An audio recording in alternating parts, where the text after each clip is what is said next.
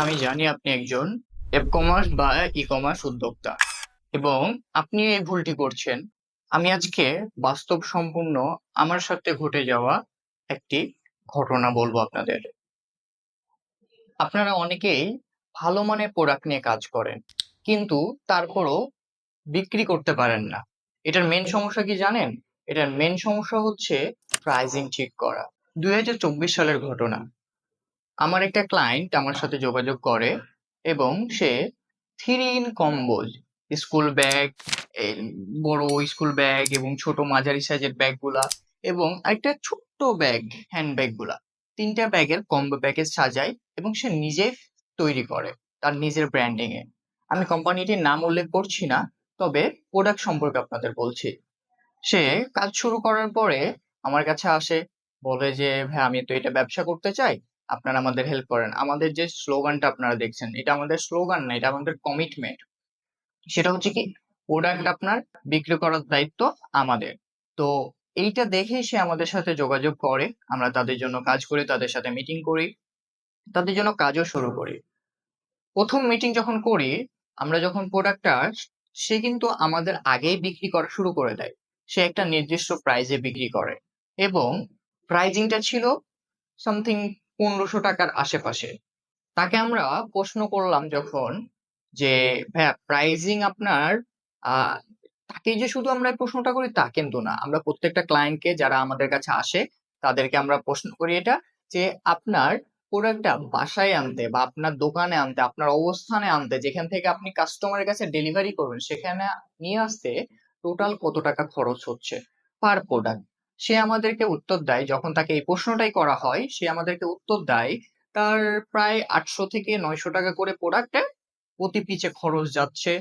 এই যে 800 থেকে 900 টাকা একটা প্রোডাক্টে খরচ যাচ্ছে, এবং আমি যদি এটা 1500 টাকাতে বিক্রি করতে যাই, অবশ্যই ভ্যালিড এটা, কারণ আমাকে এখানে অ্যাড খরচ যোগ করতে হবে, ডেলিভারি খরচ যোগ করতে হবে, পাশাপাশি আমাদের ম্যানেজমেন্ট খরচ যোগ করতে হবে, আমাদের লাভ লাভ লভ্যাংশ যোগ করতে হবে, দিয়ে বিক্রি করতে হবে।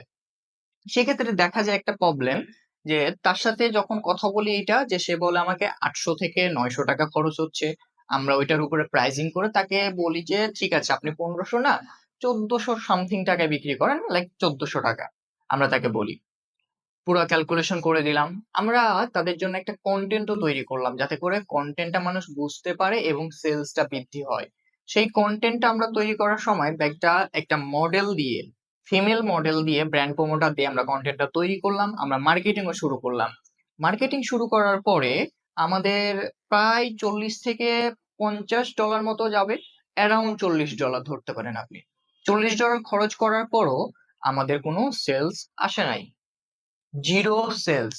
ইনকোয়ারি আসছে, মেসেজ আসছে, আমাদের ল্যান্ডিং পেজ ভিজিট করতেছে, কিন্তু কোনো ধরনের আমাদের কাছ থেকে তারা প্রোডাক্ট পারচেস করছে না। কারা? কাস্টমারেরা। কেন? সেটা আমরা এখনো ধরতে পারছি না। কি করা যায় এখন?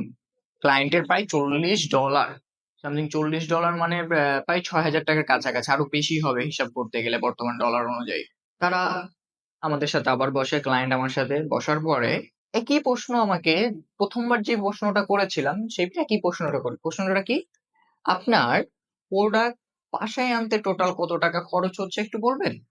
একুরেট 800 থেকে 900 না, আমাকে একুরেট বলতে হবে কত টাকা খরচ হচ্ছে। সে আমাকে উত্তর দেয়, সে আজকে প্রায় 500 পিস প্রোডাক্ট তার প্রোডাকশন ছিল এবং সে বাসায় নিয়ে আসলো, পার প্রোডাক্টে প্রায় 600 টাকা মতো খরচ হয়েছে। আমি শুনে অবাক পুরা, যে 600 টাকা কেমনে? সে আমাকে বলেছে 800 থেকে শুরু, প্রথমবার 800 থেকে 900 টাকা। এখন বলতেছে সে কি, যে আমার মোট 600 টাকা খরচ হচ্ছে। যদি 600 টাকা খরচ হয়, তার মানে আমরা বিক্রি করতেছি কততে? 1500 টাকা। আমাকে মার্কেট প্রাইসও যাচাই করতে হবে, যে মার্কেটে এটা কততে চলতেছে বা অন্যরা কততে বিক্রি করছে। সেই যে 3 in কম্বো ব্যাকপ্যাক বিক্রি প্যাকেজ বিক্রি করতেছে তা কিন্তু না, আরো অনেকেই বিক্রি করতেছে। যেকোনো প্রোডাক্ট বিক্রি করার আগে সেটা অবশ্যই মার্কেট যাচাই করতে হবে। মার্কেটে যে একটা প্রোডাক্ট নিয়ে একজনই কাজ করবে, এটা কিন্তু সঠিক নয়। একটা প্রোডাক্ট নিয়ে ভিন্ন ভিন্ন স্টাইলে, ভিন্ন ভিন্ন ডিজাইনে, ভিন্ন ভিন্ন কালারে বিভিন্ন ক্লায়েন্ট কাজ করতে পারে এবং বর্তমানে কিন্তু সেটাই করতেছে মানুষ। সেক্ষেত্রে আমাদেরকে মার্কেট প্রাইস অবশ্যই যাচাই করতে হবে, মার্কেটে কত করে বিক্রি করছে সেটাও আমাদেরকে যাচাই করতে হবে। সেক্ষেত্রে আমরা যখন ক্লায়েন্টের জন্য, আপনার মনে আছে আমি প্রশ্ন করেছিলাম আবারও দ্বিতীয়বার মিটিং এ বসাতে যে আপনাদের প্রোডাক্ট আনতে কত, সে আমাকে বললো কত, টোটাল 600 টাকা, 500 পিস প্রোডাক্ট আনলো বাসায়, তার 600 টাকা খরচ হলো। এখন এই যে 600 টাকা, প্রথমে আমাকে বলেছিল 800 থেকে 900, এবং আমি এটার উপরে অ্যাড খরচ, এটার উপরে আমাদের প্রোডাকশন সবকিছু ওভারঅল বসানোর পরে আমাদের যে প্রাইসিংটা সেট করেছিলাম 1400 টাকা সামথিং, অ্যারাউন্ড 1400 টাকা। এখন এসে সে আমাকে বলতেছে 600 টাকা। পরবর্তীতে তাকে আমরা আবার বলি যে ভাই এটা কি, আপনি তো শুরুর দিকেই আপনার অ্যাডের খরচ সবকিছু আপনার লাভ আগেই রেখে দিচ্ছেন, আমি তো আপনাকে বিক্রি করতে সাপোর্ট দিচ্ছি, আমরা আপনাকে কি কোথায় সাপোর্ট দিব, আপনার সেলসটা বৃদ্ধি করতে। তা আপনি যদি আগে থেকেই প্রোডাক্টের লাভ নিয়ে নেন, বলেন যে আমার এত টাকা করে খরচ যাচ্ছে, 800 থেকে 900 টাকা, আপনি যদি আগেই 300 থেকে 400 টাকা আহ, লাভ রেখে দেন, তাহলে কেমনে হবে? তাকে প্রশ্ন করি, বলতেছে ভাই আমরা তো তখন আইডিয়া করে বলছিলাম, এখন এরকম না, আমরা 500 পিস প্রোডাক্ট নিলাম, এত খরচ হচ্ছে। ওকে ঠিক আছে ফাইন, কথা কাটাকাটি না করে আমরা কিভাবে এটাকে প্রাইজিং আবার সেট করা যায় সেটা করে তাদের জন্য আমরা আবার সবকিছু ক্যালকুলেশন করে আমরা প্রাইস সেট করে দিয়েছি। প্রাইসটা কি ছিল? সেটা ছিল অ্যারাউন্ড 1050 টাকা বা 990 টাকা। আমরা দুইটা প্রাইস দিলাম, হয় 990 টাকাতে বিক্রি করেন আর ডেলিভারিটা ফ্রি করে চার্জ রাখেন, অথবা 1050 করে দেন, ডেলিভারি ফ্রি করে দেন। যদি বিক্রি করেন আপনি 990 টাকা, তাহলে আপনার ডেলিভারি চার্জ কি করেন, যোগ করেন, কাস্টমার থেকে ডেলিভারি চার্জ নেন। আর আপনি যদি বিক্রি করেন কত টাকা, 1050 টাকা, তাহলে ডেলিভারি চার্জটা আপনার মধ্যে নিয়ে চলে আসেন। এটাই হচ্ছে টেকনিক ছিল আমাদের। পরবর্তী দেশে এই প্রসেসেই অ্যাড রান করলাম। এখানে একটা টুইস্ট আছে, সে টুইস্টটা আমি বলবো আপনাকে। সে অ্যাড রান করলো, অ্যাড রান করার পরে ভালো বিক্রি, রেগুলার কাজ, স্টিল নাও সেই 24 সাল থেকে এসে এখন পর্যন্ত অ্যাড রান করতেছে, এবং এখনো সে সেল জেনারেট করছে। পাশাপাশি সে ভিন্ন ভিন্ন আরো প্রোডাক্ট অ্যাড করেছে তার পেজে, সে কাজ করতেছে সেই প্রোডাক্ট নিয়ে। তাহলে এখানে মোরাল অফ দ্য স্টোরি কি জানলাম আমরা? আমাদেরকে প্রোডাক্টের সেলিং প্রাইস অবশ্যই নির্ধারণ করতে হবে কি দেখে, আমাদের যে কাস্টমার সেগমেন্ট আছে সে কাস্টমার সেগমেন্টের দেখে আমাদেরকে কি করতে হবে, নির্ধারণ করতে হবে যে কততে বিক্রি করবো। আমরা কাস্টমার থেকে ডাকাতি করতে পারবো না।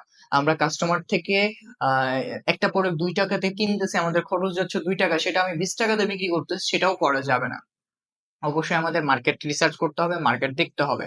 কারণ আপনি যদি মার্কেট না দেখেন, আপনি যদি কাস্টমারকে না দেখেন, আপনি যদি হিউজ একটা লাভ করতে চান, হয়তো বা লাভের কোয়ান্টিটিটা বেশি থাকবে আপনার, বাট আপনার সেলের নাম্বার অফ কোয়ান্টিটিটা কমে যাবে, সেলস হবে কম, সেলস একেবারে হবে না, অ্যাড খরচ বেড়ে যাবে।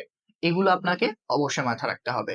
আমি টুইস্টের কথা বলেছিলাম না আপনাদের, টুইস্টটা হচ্ছে সেই ক্লায়েন্ট যখন প্রাইজিং সেট করে দিলাম এবং অ্যাড রান করলো, অ্যাড রান করার পর দেখলো যে না রেগুলার সেলস আসতেছে, সে কি করলো, হয়তোবা ফেসবুকের একটু হালকা পাতলা জানতো, সে ফেসবুকে নিজে অ্যাড রান করা শুরু করলো এবং সেলস জেনারেট করা শুরু করলো। বাঙালির অবস্থান হচ্ছে, বাঙালিকে যখন রাস্তা চিনায় দেওয়া যায় তখন সে আপনার সাথে থাকবে না, সে দৌড়ায়, সে একাই যেতে চাইছে না, আমি তো রাস্তাটা চিনি, আমি দৌড়াইলে তুই যাইতে পারবো আগে, সে আর সাথে নিতে চায় না। বাট প্রিভিয়াসলি যে কেউ হেল্প করেছে সেটা বাঙালি বা বাংলাদেশের উদ্যোক্তারা খুব সহজেই ভুলে যেতে পারে। সেটার বাস্তব প্রমাণ, এই ক্লায়েন্ট বাদেও আমার অনেক ক্লায়েন্টের সাথে এরকম কাজ করা হয়েছে, যারা শুরুর দিকে আমরা সাপোর্ট দিয়েছি কিন্তু এখন তাদেরকে আমরা সাপোর্ট দিচ্ছি না, কারণ তারা একটা অবস্থানে গেছে, তারা এখন নিজেদের অ্যাড নিজেরা চালায় বা একটা প্রসেসের মধ্যে আছে। বাট শুরুটা যে কতটা কষ্টকর ছিল, শুরু করাটা যদি, জার্নিটা কি ছিল সেটা তারা ভুলে যায়। এই ছিল কথা। আপনারা অবশ্যই মাথায় রাখবেন যে প্রাইসটা যখন ক্যালকুলেশন করবেন, আপনার লাভ, আপনার লস, আপনি কততে বিক্রি করবেন, কত টাকা আপনার অ্যাড খরচ যেতে পারে আনুমানিক, আপনার কত টাকা টোটাল খরচ যাবে, কল খরচ হতে পারে, আপনার স্টাফ খরচ হতে পারে, টোটাল ওভার খরচটাকে ক্যালকুলেট করে আনুমানিক একটা প্রাইস সেট করবেন, যেটা অবশ্যই মার্কেটের সাথে মিল রেখে, মার্কেটের বাইরে অবশ্যই যাবেন না আপনারা।